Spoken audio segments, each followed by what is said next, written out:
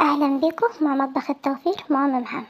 النهاردة معايا ميزانية يومية 50 جنيه، يعني لو مصروفك في اليوم 50 جنيه وعايز تعملي غدا يكون اقتصادي وكمان مغذي ولادك يحبوه، هتعالي معايا وهنشوف هنعمل ايه مع بعض. أنا عندي هنا أنا جبت نص كيلو من الكبد والقوانص ب40 جنيه، جبته وغسلته كويس وهقطعهم مع كل جزئين بالشكل ده. طبعا الكبد والقوانص من الأكلات الجميلة وكمان المغذية، يعني ب50 جنيه برضه هتعملي أكل اقتصادي وكمان برضه مغذي، ولادك برضه هيحبوه. أنا جبت الكبدة وغسلتها وبقسمها نصين بالشكل ده. هعملها معاكم النهاردة بطريقة بسيطة، وكمان هنعمل معاها مكرونة سباكيتي سريعة كمان، يعني ايه، هتعملي أحلى غدا في نص ساعة وكمان ب50 جنيه. قطع القوانص بالشكل ده، قطعيهم بالمقص بالسكينة، اي حاجة قطعيهم بيها. انا عندي المقص ده انا مخصصة للفراخ يعني بقطع بيه. قطعهم بالشكل ده، القوانص بالشكل بالطول، والكبدة اقسمها نصين، انا عايزاها كبيرة مش صغيرة بالشكل ده.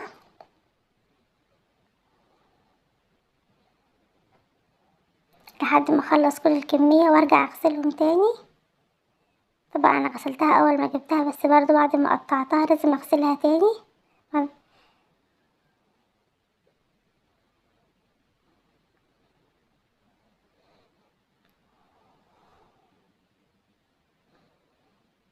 بالشكل ده. هنا قطعت كل الكمية، هغسلهم وارجع لكم. هنجيب بقى طاسة على البوتاجاز أو صينية، وهحط فيها معلقتين كبار من الزيت، ممكن تحطي معلقة سمنة، أي حاجة متوفرة عندك استخدميها. وأحط عليهم بصلاية كبيرة أنا مقطعها بالشكل ده. أنا عايزة البصلة تدبل. طبعا طريقة الكبد والقوانص دي سهلة جدا وكمان سريعة جدا، ومبتاخدش 10 دقايق وتكون استوت. والبصلة دبلت معايا بالشكل ده.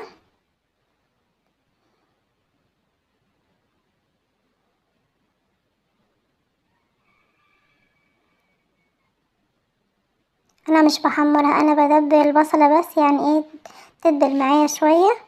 اول ما دبلت بالشكل ده جبت الكبد والقوانص، طبعا انا غسلتهم تاني وحطيتهم في مصفى صفوا كل المية اللي فيهم. هنزل عليها بالبصلة كده بالشكل ده، مش هقلبها دلوقتي. انا عايزاها احتفظ بالمية جواها، يعني اديها صدمة. اقلبها بالشكل ده، لونها غير معايا.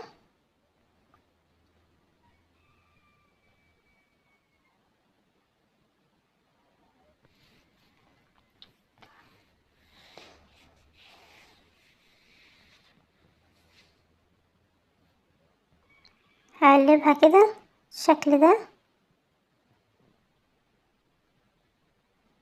بالراحة عشان ما تتهريش، يعني عشان هي بتبقى يعني ايه، طرية جدا.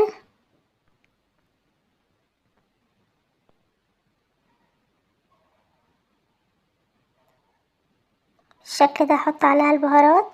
عندي هنا معلقة صغيرة من ال7 بهارات، معلقة صغيرة من الفلفل الأسمر، واحط عليها معلقة ملح،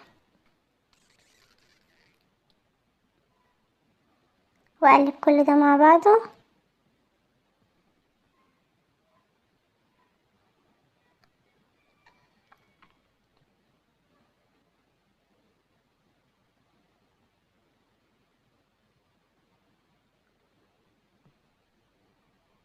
بالشكل ده.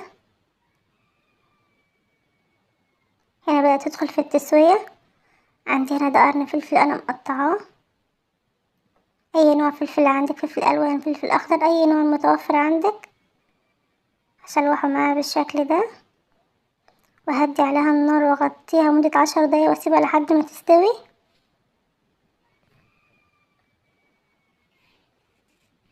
دلوقتي انا جبت معاكم نص كيلو مكرونة سباكيتي ب10 جنيه، ده مكرونة سايبة. هعمله معاكم كمان بطريقة بسيطة كمان وسريعة ما بياخدش وقت. عندي هنا سلقة المكرونة في مية على البوتاجاز وفيها معلقة ملح بس.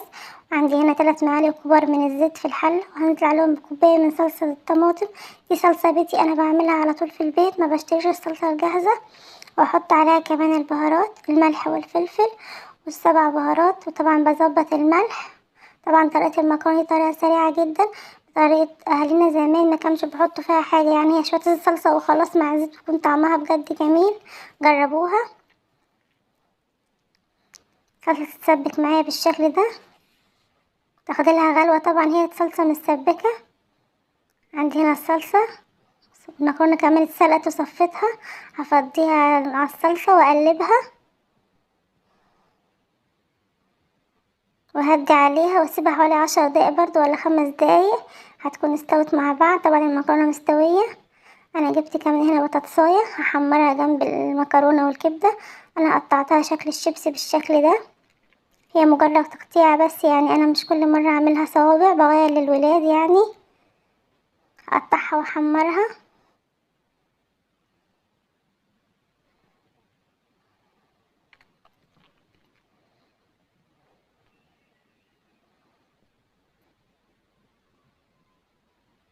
ده شكل الاكل بعد ما استوى. المكرونة استوت بجد، طعمها جميل. وعندي هنا الكبد والقوانص، انا قدمتها بالشكل البسيط ده. يعني هي مجرد فكرة، يعني لو معاك 50 جنيه وعايز ما تحتاريش هتعملي احلى غدا. كل يوم الواحد بيجدد بافكار بسيطة. يعني دي اكلة اقتصادية ولادك هيحبوها، وكمان فيها لحوم يعني هيحبوا الاكل. والاكلة دي اكفت 6 افراد، احنا اسرة كبيرة مش صغيرة وكفت. يعني اتمنى تكون الفكرة عجبتكم وتكون الطريقة البسيطة عجبتكم. لو عجبكم الفيديو تنوروني بالقناة وتشتركوا.